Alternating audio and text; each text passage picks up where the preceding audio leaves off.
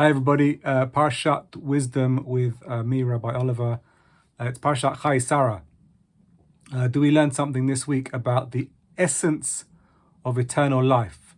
Some magic, some secrets of how to be alive. We're learning this week about Sarah's life. In the Parsha it says, "V'hiyu Chayei Sarah Me'or Eynayim v'esrim shana v'sheva shanim shenei Chayei Sarah." Sarah's lifetime, the span of Sarah's life, came to 127 years. The English doesn't sound particularly magical, but the Me'or Eynayim takes the Hebrew "V'hiyu Chayei Sarah" to present something about Sarah's life, that she understood some of the magic of what it was to be alive. In specificity, he comes to teach by way of a tractate in the Talmud from Eruvin that when you feel pain in your head, go study Torah. When you feel pain in your stomach, go and study. There is something about the aspect of the Torah that has the capacity to heal human beings.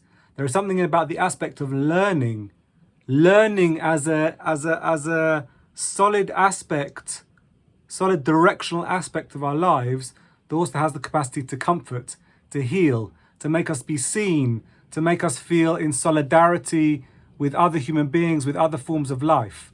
And that seems pretty crucial this week.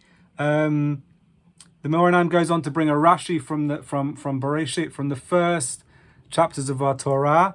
B'tzelem Elohim bara otam. In the image of God, they were created. Human being was created.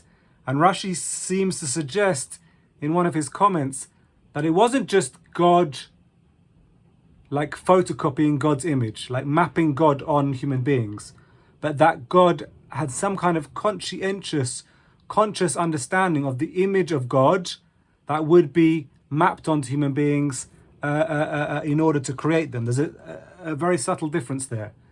That by imagining what the image was that would create this human being, God also perhaps imagined the way in which this human being would be healed, would be comforted, would be taken care of, would do well in this world, would succeed, would prosper. And it seems that, at least in the direction that Me'or Eynayim takes the Torah from this week, that Sarah knew something of this. Sarah knew something of the healing that was possible by way of learning, by way of reading and understanding the aspects of life lived.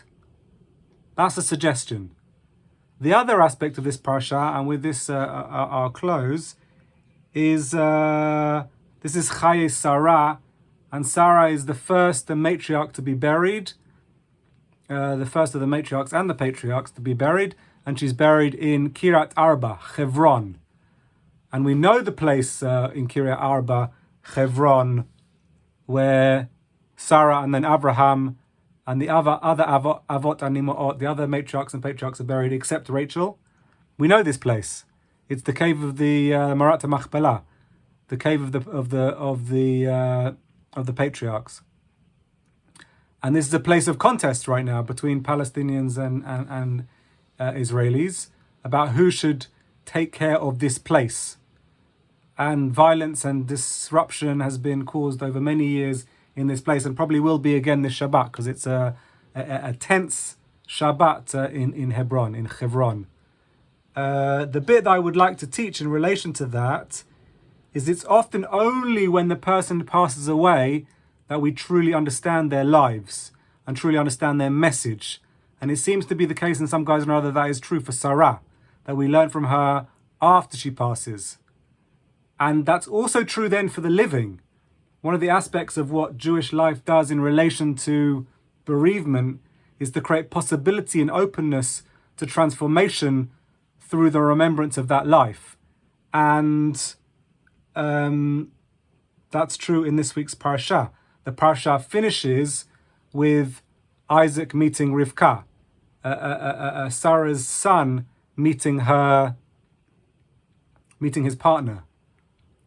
and V'yinachem Yitzchak acharei imo, that he's comforted in some way or another by this meeting of partnership. So there's a way in which learning and possibility opens up in relationship to those who pass away, and there's also a clear aspect that the significance and importance of this learning and development and growth that comes of this week's parsha is also available to us, not specifically in relation to when people pass away, but to be seized at key moments in our life where we can say, this has happened. This is the life that I've been given, and the opportunity is presented to learn and grow and develop through this aspect, through this core moment in my life. That is the possibility.